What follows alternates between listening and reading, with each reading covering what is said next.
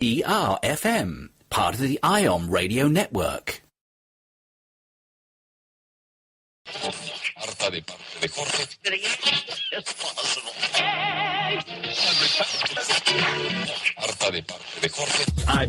IPMNation.com.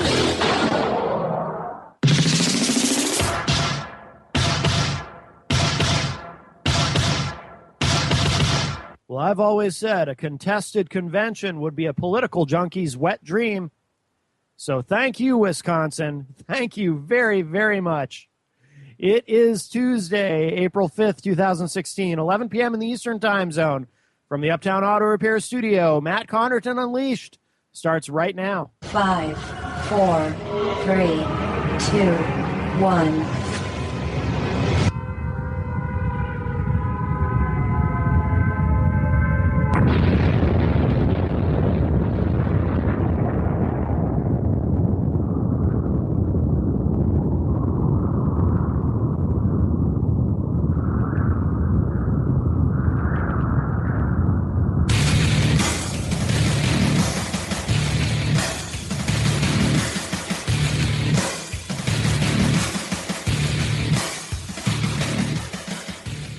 African Americans love me.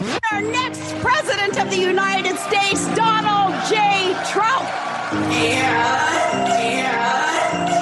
Bing, bing, bong, bong, bing, bing, bing. Let's build a wall and pretend that this all is just honesty. Stop political correctness. Donald Trump is so blind, playing out right with all of his bigotry. We're ready to start shooting. Disparaging women is something that Donald does happily. And the fat, ugly face of her. Also, if you like World War II, I should hope that you're ready for 3. I would bomb the shit out of him. It's not like Trump has strong Muslims, all bad only once or twice. Muslims entering the United States. Or ever mention Mexican people in a favorable light. They're rapists. Build a great wall. No bull should be fancy, he wants better safety, but only for America, once. great But again. what to do when his act gets no more chances? Nobody wants to be in business with him.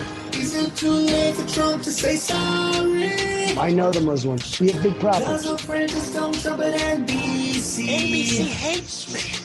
Is it too late for Trump to say sorry? I'm a very smart person. Miss Universe was taken down. Is it too late to say sorry now?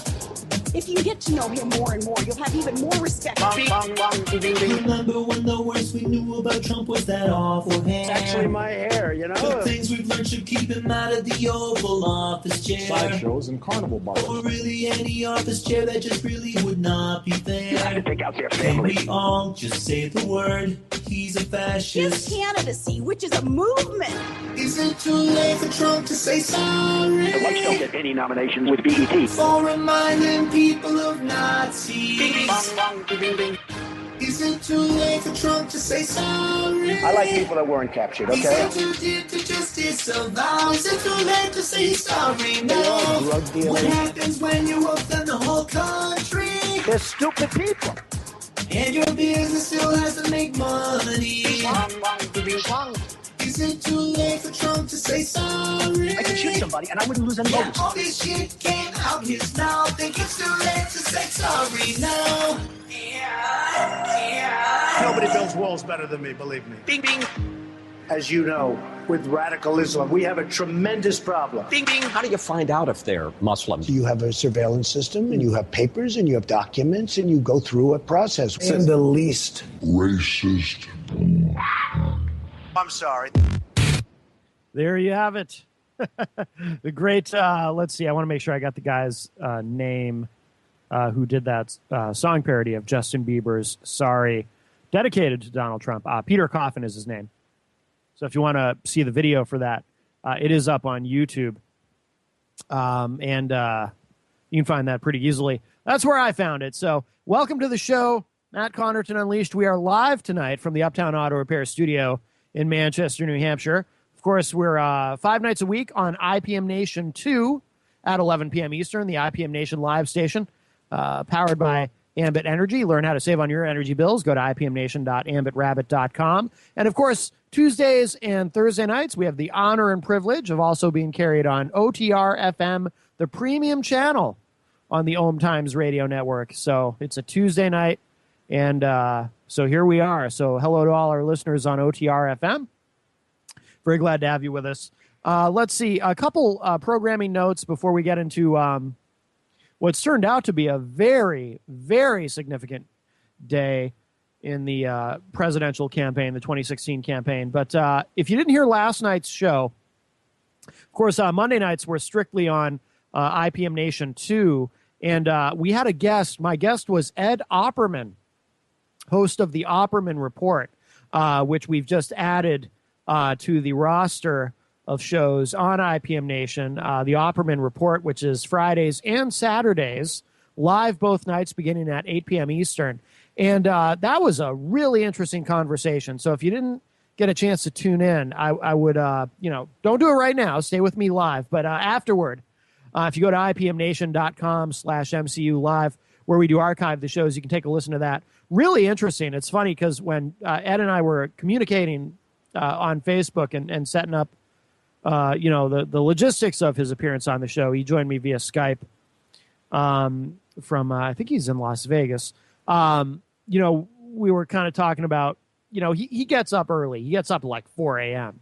So, we were trying to figure out, maybe he'd come on for part of the show or, if he didn't want to stick around for the whole thing, it's an hour show. I told him, I said, we keep it loose.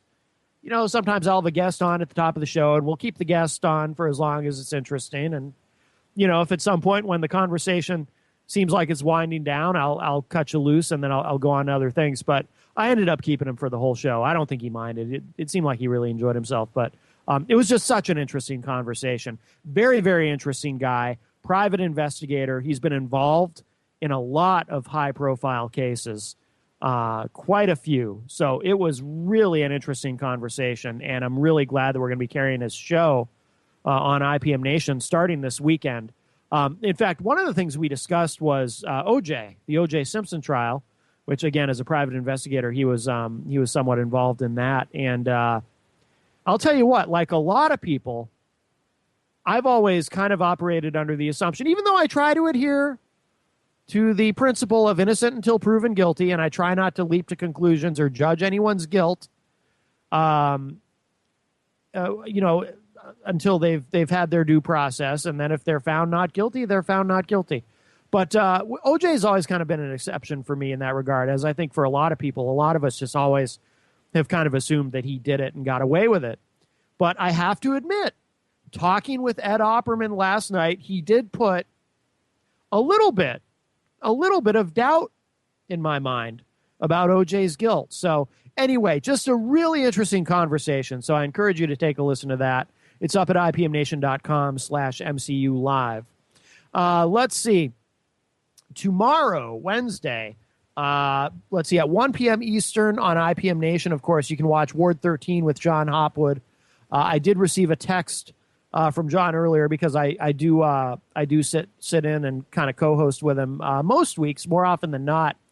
He texted me tonight. He said, come on tomorrow if you want. We are going to talk Panama Papers with a professor from Mexico City. So that should be very, very interesting. This is a story just breaking. In fact, probably won't get to it tonight on the show, but BBC.com put up just a few hours ago a big article on it that you can find on their site. So I look forward to learning more about that. And John, I got to tell you, he knows a lot of very interesting people. I don't know who this professor from Mexico City is, but just having gotten to know John Hopwood, I'm not surprised that he knows a professor in Mexico City who will have some interesting insight on this. He knows a lot of interesting people. So, and he brings on a lot of interesting guests. So I look forward to that. And then, of course, immediately after that, at 2 p.m. Eastern, will be the television edition of Matt Connarton Unleashed. I don't have a guest booked for this week, or at least not yet, unless something pops up at the last minute. But I can usually talk John into sticking around for another hour, and he and I can talk about whatever. There's plenty to talk about going on in the world of politics. If you would like to talk about anything, feel free to call into the show tonight. We do have an open phone line, 617-917-4IPM. That's IPM as in IPM Nation, 617-417-4476 for the alphanumerically challenged. You can call us. You can text us. If you'd rather not call, you can send me a contact request if you'd like to enter the conversation via Skype. at IPM Nation. And, of course, we do have the chat room open at IPMNation.com/live2. So you can opine in the chat room as well. You can tweet me at Matt Connarton. You can like the Matt Connarton Unleashed Facebook page if you haven't done so already and post on there. So there is no shortage of ways that you can communicate during or even when the show's not on. So you've got plenty of options. And like I said, very, very big day. Two big victories tonight. Ted Cruz wallops, as Politico put it, Trump in Wisconsin, in the Wisconsin primary. And Bernie Sanders defeated Hillary Clinton. The big story seems to be Cruz, or the bigger story of the two. They're both really significant, but the bigger story of the two would seem to be Cruz's victory over Trump, because, of course, Trump, the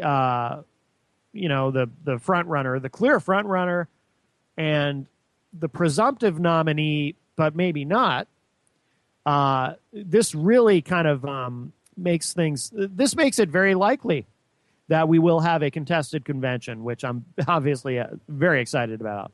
And Bernie Sanders beating Hillary in Wisconsin, though, that is also very significant. Less significant because they've pretty much already figured out, and they're not even being shy about it, how they're going to make sure that that Hillary is the nominee. You know, the way they've manipulated the delegates and, you know, the super delegates and all that. But it's still fun watching. It's fun watching Bernie make her sweat it out. But Cruz's victory in Wisconsin opens up all kinds of tantalizing possibilities. We got to take a break, but we'll get into all of it when we come back. Don't go away. The Real Conscious Connection. OMTimes Radio. IOM FM. Being a radio host on IOM FM allows you to build your show on a rich platform with the power of the internet to fulfill your outreach goals and connect with a very specialized and global online audience, unlimited by time and distance. OMTimes Radio will provide you with web relevance, a recognizable conscious brand, and with the standard of excellence that has accompanied every single OMTimes endeavor. Host your show with OMTimes Radio Network. My name is Victor Furman. Some call me The Voice. I've always been fascinated with human nature, spirituality, science, and the crossroads at which they meet. Join me Wednesdays at 8 p.m. Eastern on OMTimes Radio, and we'll explore these topics and so much more on Destination Unlimited.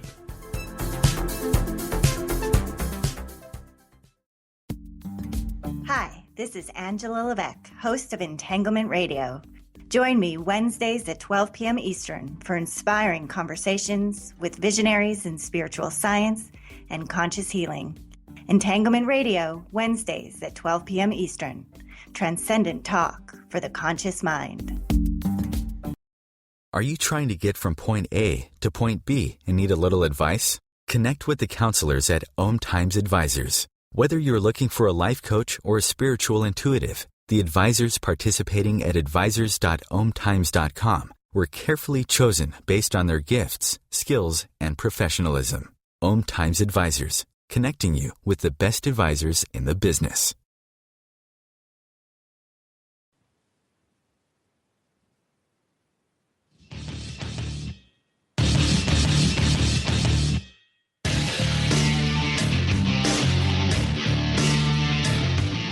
Connarton Unleashed. We're live on this Tuesday evening, coming to you from the Uptown Auto Repair Studio in glorious Manchester, New Hampshire. Manchester, New Hampshire, by the way, where this morning it was, I was up and out.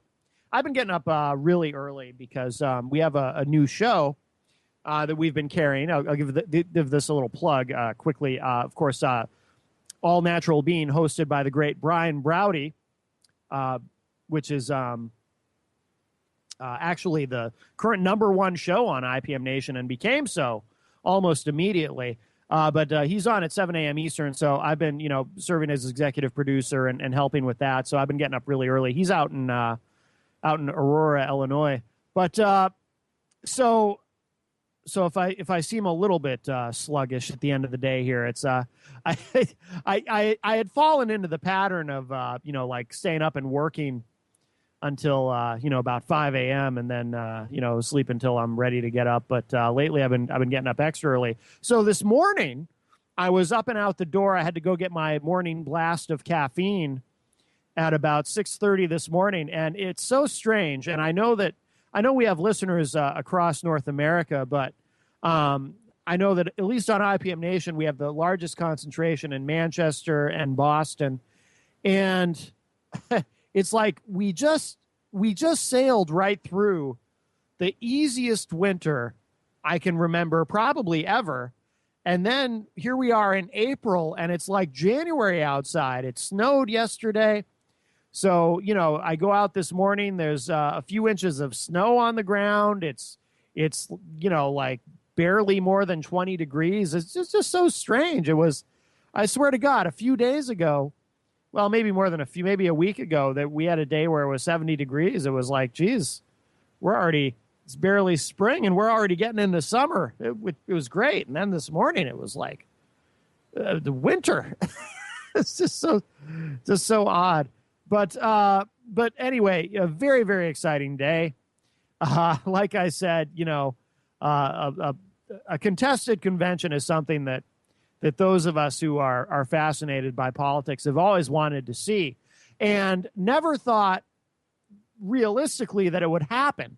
What's funny about this whole thing, too, well, there's many things that are funny about this whole situation, but with Trump becoming the front runner quickly and whatnot, and then racking up all these early primary victories, is my understanding is the whole reason, the geniuses that run the RNC, Reince Priebus and whoever else, they wanted to front load the Republican the Republican primary schedule this time around, because there was a thought that in 2012, by it taking as long as it did, because the primaries were kind of stretched out more, there was a thought that because of that, Romney,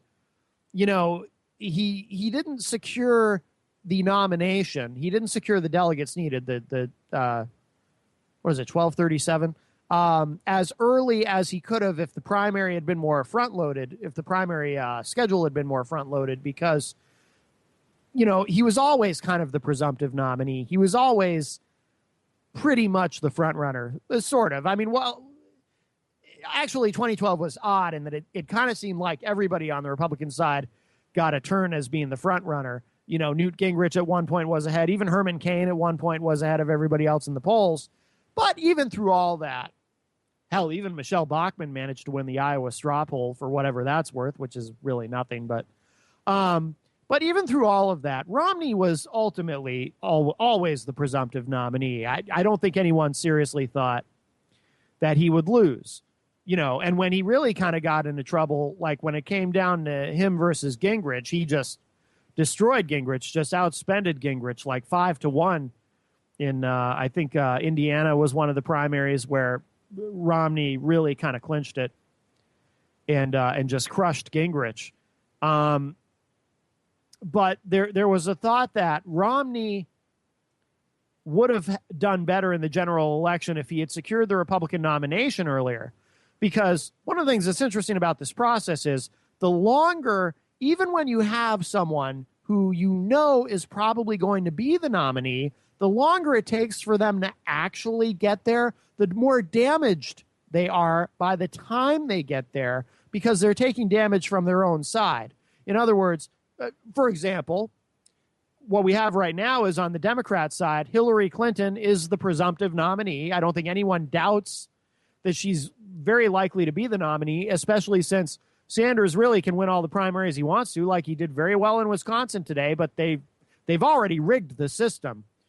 They're barely even trying to hide it. They've rigged the system with the delegates. But there is some pressure In fact, Obama apparently has been pressuring Bernie Sanders. There was a story about that last week telling him, look, it's time to wrap this thing up and get out.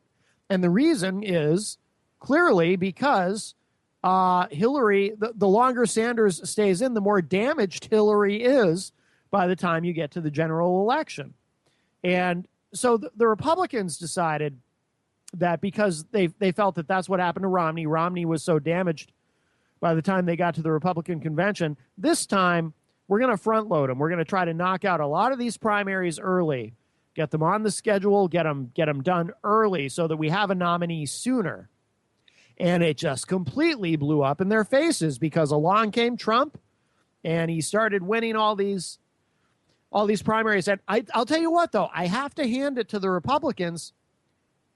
I have been predicting for a long time it's going to be Trump versus Hillary, and it's going to be virtually impossible, as much as they threaten to do it, as much as the Republican establishment clearly desires to do it. It's going to be virtually impossible for them to find a way to actually take this away from Trump. And I clearly I was wrong. I didn't realize. Well, first of all, the Trump campaign, they really recently seem to be taking some hits. I mean, they've got something like a 67 disapproval rate among women voters, for example, across the spectrum politically. Some of their poll numbers, Trump's poll numbers, his unfavorable ratings have gotten to be quite challenging for him. And he hasn't done himself any favors. He certainly didn't do himself any favors with his in that exchange with Chris Matthews over abortion, where he basically seemed to opt in on the idea that women, if abortion is outlawed, that women should face a criminal penalty and be sent to prison for getting an abortion. And then he walked that back, and now he's kind of doubled down on it. He's all over the place with this stuff. And he hasn't done himself any favors. And until recently, I've made the analogy, Trump is like Godzilla.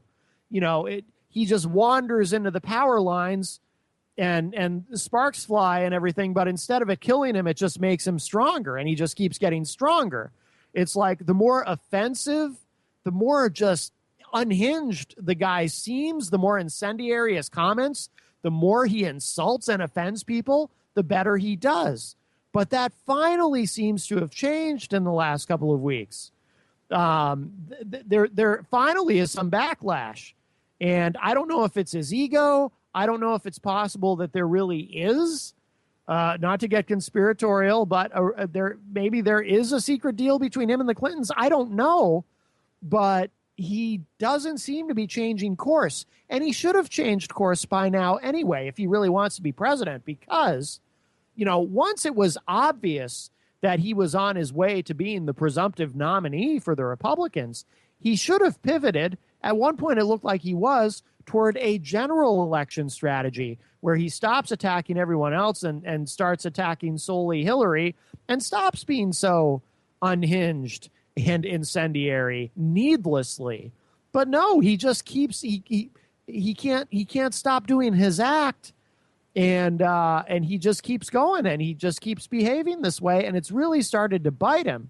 And the funny thing about that is, by not pivoting toward a general election strategy, he may have assured or may have destroyed any assurance that he's going to be the presumptive nominee, because he wasn't quite there yet to 1237. And now it looks like he's not going to get there. It looks like nobody's going to get there, and we're going to have a contested convention. I mean, this stuff with where he tweets out a side-by-side comparison of his wife next to Ted Cruz's wife, and talking about how much more attractive his wife is than Heidi Cruz, that kind of thing. I know the Trump apologists love that kind of stuff, and I don't know why. I don't know what's, unless you're 14 years old, I don't know why that would impress you or why you would be proud of that kind of behavior. But the Trump supporters love this kind of stuff. But there are fewer and fewer Trump supporters, it would seem. How can women possibly, of course his unfavorables are extremely high with women. How can women possibly, even if they agree with him on everything? I mean, this guy taking shots at Ted Cruz's wife and tweeting out side-by-side photographic comparisons of Heidi Cruz and, how do you say, is it I don't even remember how you pronounce Trump's wife's name. Melania something? I mean, that's just, it's so low rent, and it's like he's sabotaging himself. So he may have successfully sabotaged himself, because he very well now may not be the nominee. Wisconsin clearly has not reacted well. And the thing is, so if it's Trump versus Cruz, well, Cruz has even less of a chance of getting to 1237 than Trump, obviously, because Cruz is so far behind. But really, it's a protest vote, the way I see it. They're not really voting for Ted Cruz. Nobody really wants Cruz to be the nominee, not much more than they want Trump to, because Cruz can't win in a general election. But it's clearly a protest, a backlash against Trump. There's an article on Politico kind of breaking this down a little further. So when we come back from the break, because we're up against another break already, we'll dive into that a little bit, and we'll look at also Bernie's victory over Hillary in Wisconsin. So plenty more to get to tonight. We're only halfway there. More Unleashed coming up. Don't go away.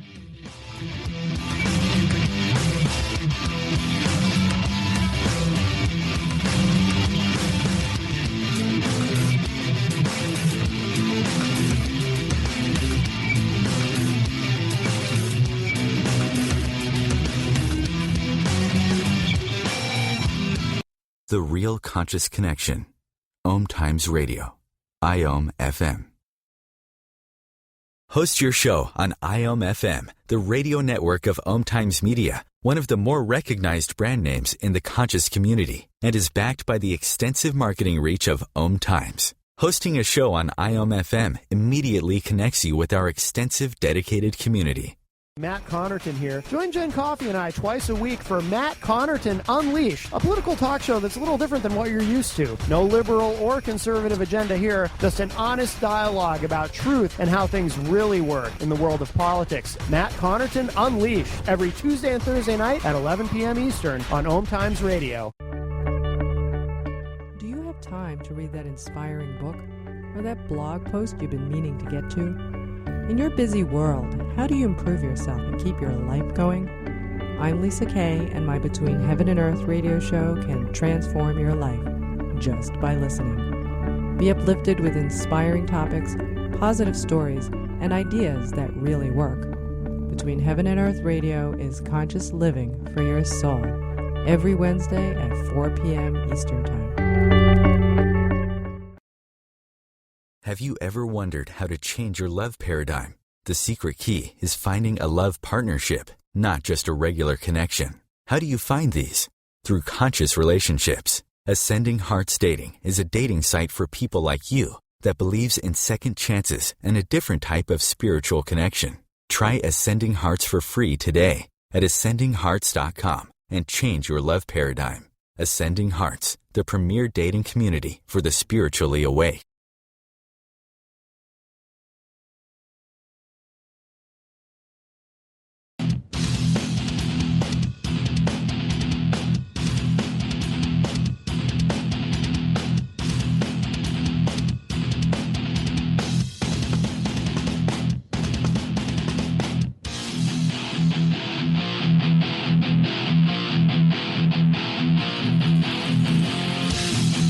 Welcome back, everybody. Matt Connarton Unleashed. We're live on IPM Nation 2 and OTR FM, the premium channel on the OMTimes radio network.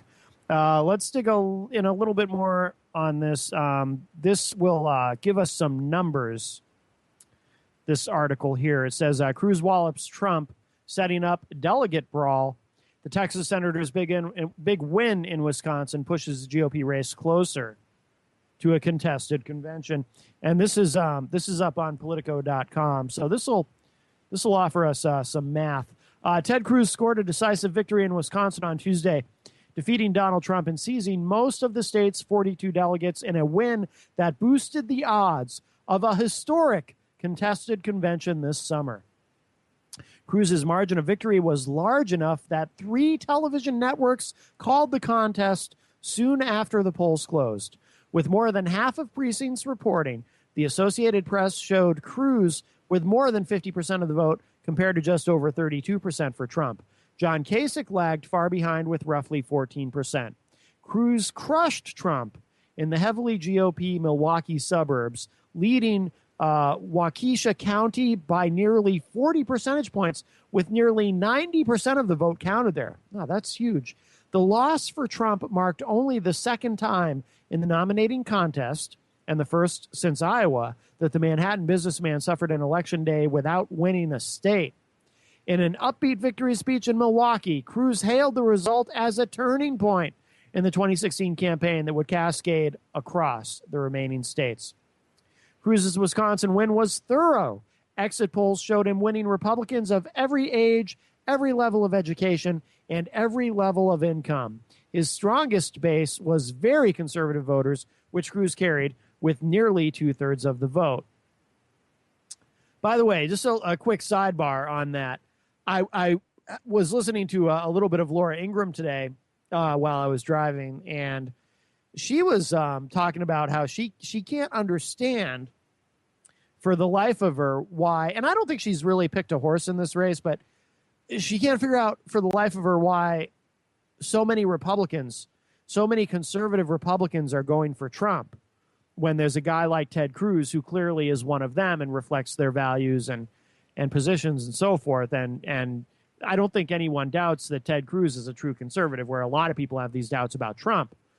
But she doesn't understand why so many conservatives are just, even though you would think Cruz would be their guy, they love Trump. I mean, I think a lot of them just love his, this is my take on it, I think a lot of them just, they love his bluster, and they think they think some of the caveman rhetoric is appealing. I don't know, but it's interesting to see that it looks like in Wisconsin that some of these conservatives are saying, no, we're going to go with the guy who we think is the true conservative, and that clearly is Ted Cruz. All right, getting back to this. As significantly for the states to follow, Cruz turned in his strongest performance to date among non-evangelicals, at least among states that had exit polls, beating Trump in that group 43% to 35%. Wisconsin, Cruz said, has lit a candle guiding the way forward. Whether that's true won't be clear until the coming weeks, but what was clear Tuesday is that Cruz had handed Trump his most consequential defeat since the Iowa caucuses and made the frontrunner's path to the 1,237 delegates he needs even steeper. Trump now this is the important part. Trump now must win nearly 70% of the remaining delegates to avert a convention floor fight that he has already said could cause riots. Interestingly, Cruz, who only days ago insisted he was still trying to win the nomination outright, despite that being a mathematical near impossibility, embraced the concept of a floor fight this summer in his most overt way yet. Cruz said, quote, either before Cleveland or at the convention in Cleveland, together we will win a majority of the delegates, and together we will beat Hillary Clinton in November, unquote. Trump chose not to deliver remarks after his bruising loss. Oh, that surprises me. He's usually so good at being gracious. But his campaign issued a fiery statement slamming Cruz and his allies. Yes, no being gracious here. No congratulating the winner. Okay, the statement said, quote, Lion Ted Cruz had the governor of Wisconsin, many conservative talk radio show hosts, and the entire party apparatus behind him. Ted Cruz is worse than a puppet. He is a Trojan horse being used by the party bosses attempting to steal the nomination from Mr. Trump, unquote. Well, okay, let's look at that statement for a moment. No, he's no Trojan horse. It is obvious what the Republican establishment is trying to do. They're not trying to hide it. They're not trying to be coy about it. Not anymore. Not now. Look,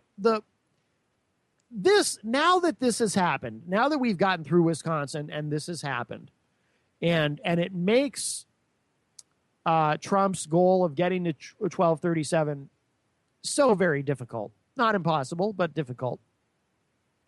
And now that his sort of veneer of inevitability has been so thoroughly damaged, there need not be any more sort of backroom secret meetings.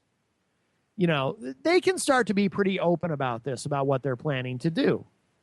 Reince Priebus probably feels liberated by this because, now he can openly speak about a contested convention without sounding like he's plotting against Trump. He can just put it out there. This is what's going to happen. And, I think obviously in his position as head of the Republican National Committee, I don't think he's supposed to state who he would like or who he would prefer not be the nominee, but he really doesn't have to be coy at this point and try to be, somewhat secretive about what they're going to try to do at the convention. Let's see, back to this. Trump's loss was also a major victory for the Stop Trump constellation of super PACs that had invested millions in the state on television ads and must still prove to deep-pocketed donors that their movement is not a lost cause. Club for Growth Action President David McIntosh, whose group paid for $1 million in Wisconsin ads, issued a statement immediately after Cruz won, calling Wisconsin, quote, a major pivot point in the GOP race away from Donald Trump and toward Ted Cruz, unquote. As the race consolidated, Cruz has shown increasing strength. He was on pace to top 50% in Wisconsin and boasted on stage of raising $2 million on Tuesday, refueling a war chest likely to be drained by New York's pricey media market in 2 weeks. Yes, we have the New York primary coming up. Heading into Tuesday's vote, Trump had secured 737 of the 1237 delegates needed to clinch the GOP nomination outright, while Cruz trailed badly with 475 delegates, and Kasich had already been mathematically eliminated from winning the nomination outright with only 143 delegates. It was not immediately clear how many of Wisconsin's 42 delegates Cruz would win, though he scored 18 for the statewide victory and will win 3 apiece for each of the 8 congressional districts in the state that he carries. Trump's strength in some of Wisconsin's more rural reaches had him competing to score as many as half a dozen delegates or more, but in the face of impending defeat, Trump's team had tried to downplay expectations in the state. There's more to this article, but there's a lot more to it if you want to check it out. It is up on Politico. But I want to mention something, too. John Kasich is mentioned in this article, and obviously he's already been eliminated mathematically, but he hasn't dropped out. And I think he's been smart not to drop out because even though all he could win was Ohio, when it comes to a contested convention, Kasich actually could yet be the nominee, as unlikely as it seems in terms of his inability to win primaries. And I have said all along, of the Republican field, I find John Kasich to be the least repulsive. And I've also said all along, of the Republican field, and I think there's polling data that shows this, John Kasich would have the best chance of beating Hillary Clinton in the general election. So as much as apparently nobody gets excited about John Kasich, he would be a phenomenal Republican nominee. So I think he's been smart to hang in there. But what if it's somebody who isn't even running? Because it's not going to be Ted Cruz. All Ted Cruz is doing now is, he is doing the bidding of the establishment, which is funny because he's an anti-establishment candidate himself. Many in his own party despise him. He's loathed in the Senate by his own party. And yet, he's basically doing the establishment's bidding, because he's right now is making sure he's the guy making sure that Trump doesn't get to 1237. So I don't know what Cruz gets out of this. Maybe nothing. Maybe it's just he just wants to stop Trump, and maybe it's personal to him at this point. I mean, he went after the way Trump went after Cruz's wife, Heidi, which I think is unfair and disgusting. And I've met Heidi Cruz. We actually on another political show that I do, Rock, Paper, Hand Grenades, with Gary Hopper, we had Heidi Cruz on the show before the New Hampshire primary. Couldn't get Ted, but we did have Heidi on the show, and she seemed very nice, and I think that I think that Trump picking on her really cost him, but I also think that it probably really motivated Cruz. And, I would not be surprised, too, if part of the reason why Cruz has been able to raise the money that he has relatively quickly and replenish that campaign war chest, I would not be surprised if some of that was because of Trump's attack on Heidi Cruz. Because I wouldn't surprise me at all if there was some chivalry going on where some Republican donors just thought, look at this scumbag. This is a new low. We have to take him down.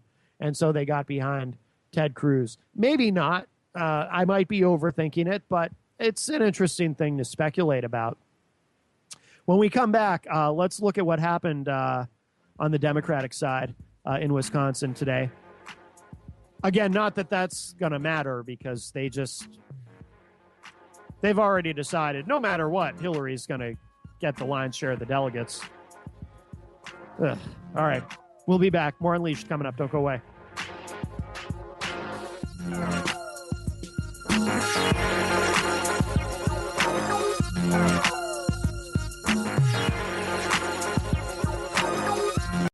The Real Conscious Connection. OMTimes Radio. IOM FM. Being a radio host on IOM FM allows you to build your show on a rich platform with the power of the internet to fulfill your outreach goals and connect with a very specialized and global online audience, unlimited by time and distance. OMTimes Radio will provide you with web relevance, a recognizable conscious brand, and with the standard of excellence that has accompanied every single OMTimes endeavor. Host your show with OMTimes Radio Network. Hi, this is Sylvia Henderson, intuitive life coach and energy healer. Are you ready to elevate and rise way above your normal? Be sure to listen to my show, Intuitive Transformations, on OMTimes Radio, Sunday evenings at 9 p.m. Eastern. Get the inspiration you need to transform your life. Hi everyone, this is Shay Parker, the host of Best of the Best, which airs live right here on IOM Radio every Tuesday night at 8 p.m. Eastern and 5 p.m. Pacific. I'm super excited to bring you expert guest hosts, spiritual discussions, free psychic readings, and so much more. I can promise that you will not want to miss this one-of-a-kind, fun, yet touching, down-to-earth show. Join us every Tuesday night at 8 p.m. Eastern, 9 p.m. Pacific on OTR-FM. This is Shay Parker, and I can't wait to see you there. As difficult as it is to believe, there are places in Africa where human traffickers sell albino children and their body parts for use in magic rituals. Humanity Healing International is actively working in Uganda to change this paradigm. The Albino Rescue Project finds albino children who are at risk and places them in safe schools and environments where they can learn and grow free from fear. To learn more or to sponsor a child, visit humanityhealing.org. Humanity Healing is where your heart is.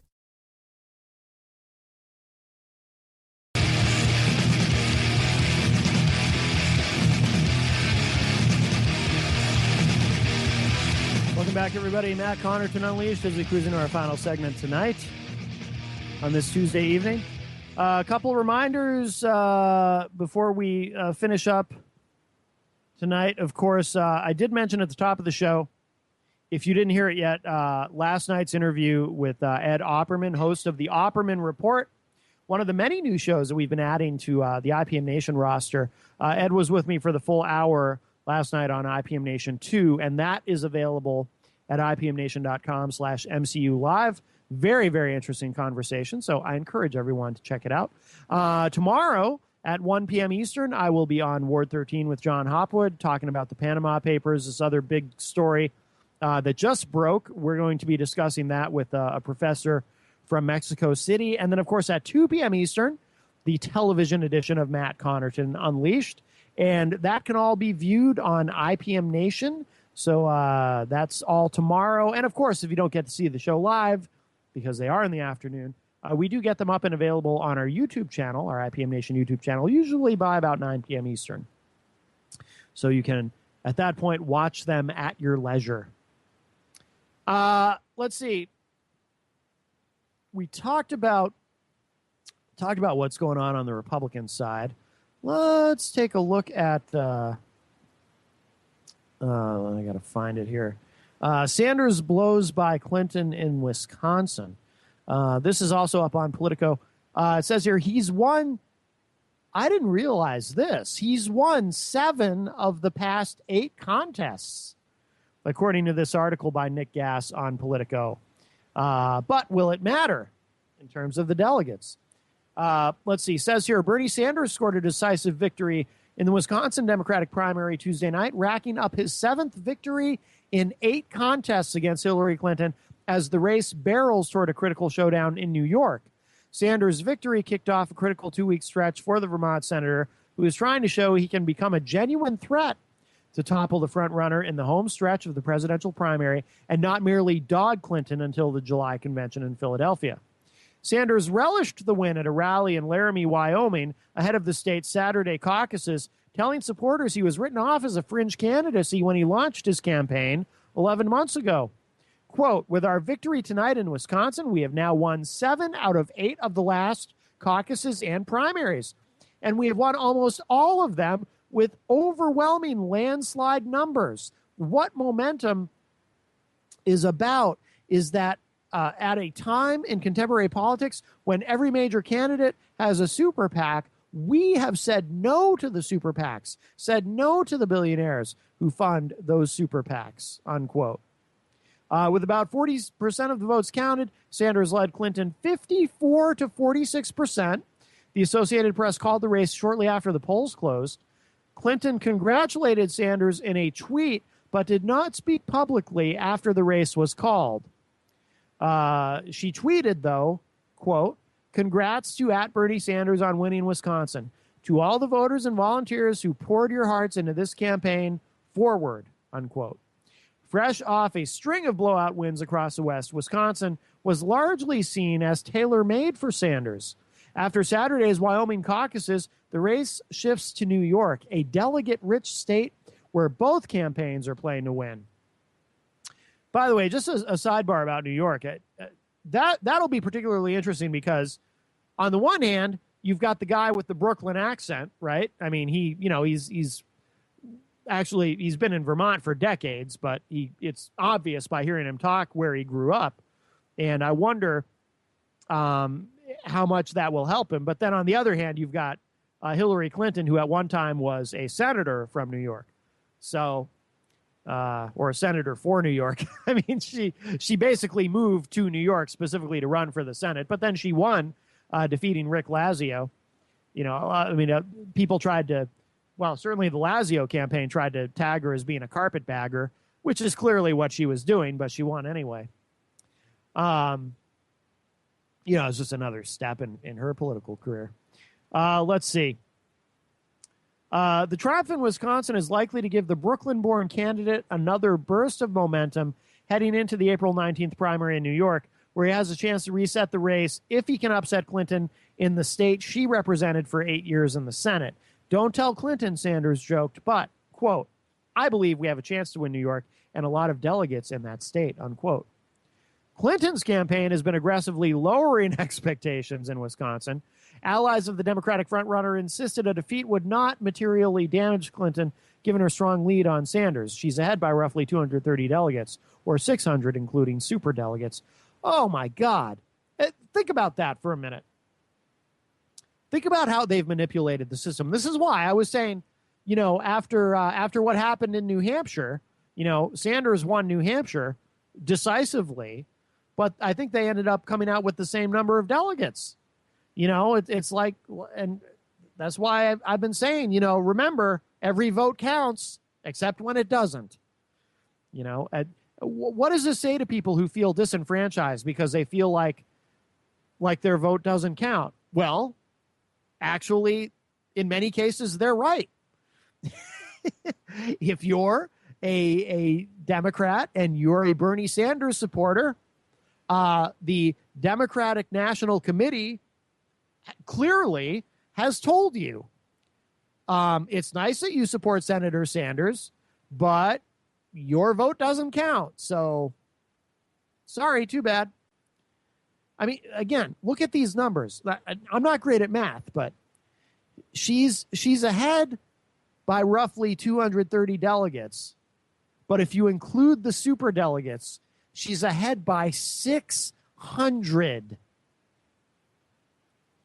So if that's not a rigged system, I don't know what is. Wisconsin awards its 86 pledged delegates on a proportional basis, which ensures neither candidate will net a large delegate haul. Quote, Wisconsin is a state that favors him. It is much less diverse than most of the states we compete in Democratic primaries. It's got a lower population of African Americans, a very small population of Latinos, unquote. Clinton's chief pollster and strategist Joel Benenson told MSNBC on Monday, setting the bar for expectations for Tuesday night. Yeah, so they knew they were going to lose there, and they were trying to kind of lower expectations. Clinton's campaign, Benenson remarked, has done very well in building a diverse coalition, blah, blah, blah. Whatever. There's more to this article. It's up on Politico. Sanders blows by Clinton in Wisconsin. It would be very interesting. It will be very interesting to see if – I didn't realize, like I said, that he had won 7 of the last 8 primaries and caucuses. So the math is against him no matter what, because no matter how much he wins, it doesn't matter. And the reason the Democrats use superdelegates is because to make sure that an establishment candidate wins, just like the Republicans are going to do with their contested convention. They're going to make sure an establishment candidate wins. And they have, this is one of the problems, one of the many problems with the two-party system, and why I support independence as much as possible. Because something that people forget, and we talk about this on the television show and on John Hopwood's show, Ward 13, because John likes to point this out, is that the two parties, the Republican and the Democratic Party, these are private organizations. They can do whatever they want to. They can. It's not like, people, I think that these two organizations are somehow a part of the government or something. They're not. They're not. They are private organizations and they can do what they want, which means, in theory, if one party wanted to say, if one party had a nominee that got, way past the minimum number of delegates needed and all these votes and whatnot, but the party apparatus, the people who actually run the committee of that party, if they decided, no, we don't want this person, even though they overwhelmingly and clearly are the winner, they could just change the rules. They can do whatever they want to. It wouldn't be illegal. I mean, I think it would be immoral and unethical, but we're talking about politics. But it wouldn't be illegal. It's not like they couldn't do it. It's not like it would violate the Constitution somehow. There are no political parties in the Constitution. In fact, a couple of the founding fathers warned very specifically about the danger of having political parties and political factions. And, of course, they were quite prophetic in that. So these organizations can do whatever they want, ultimately, but they have it rigged. They have control of the system, and they have it rigged, and they have it rigged to make sure that nobody else can get in, or at least not get in easily. I mean, obviously, if there's enough public outcry, someone can get in. I mean, look at what happened in '92 with Ross Perot. Which reminds me, I'm trying to look up right now because I voted for Gary Johnson last time, and there was a poll recently that showed him at 11% nationally, which I thought was pretty interesting. Like I said, I try to support independents as much as possible. I have endorsed Darryl W. Perry for the Libertarian nomination, and that's who I'm supporting. But if he fails to win the nomination, and I mean, Gary Johnson obviously is a big name as a former Republican. He's pretty well known. He was a Republican when he was governor of New Mexico. So most likely, yeah. See, there's an article here on oppositionnews.org. It says Libertarian poll shows Gary Johnson with huge lead. So he most likely, again, and this is a fairly recent article, so he most likely will be the nominee. According to this poll, it says Darryl Perry, 3%. Like I said, that's my candidate. He has a show on IPM Nation, Peace, Love, Liberty, that we carry. Gary Johnson at 68%. The next closest to Gary Johnson, according to this poll, is Austin Peterson at 12%. I hear that name a lot, but John McAfee, he's the McAfee virus software guy. According to this poll, he's tied with Darryl W. Perry at 3%. But, he's another big name, but there's a guy. So Gary Johnson's first and Austin Peterson. Third is Steve Kerbel at 7%. I don't even know who that is. That's a name I haven't heard. But anyway, no matter. We are out of time. So thank you all for listening tonight. Please join me tomorrow night for the television edition of Unleashed at 2 p.m. Eastern. And if you can, tune in the hour before that at 1 p.m. Eastern. I'll be on Ward 13 with John Hopwood. You can see it all on IPM Nation. And I will be back with another live radio show Thursday night. Good night, everybody.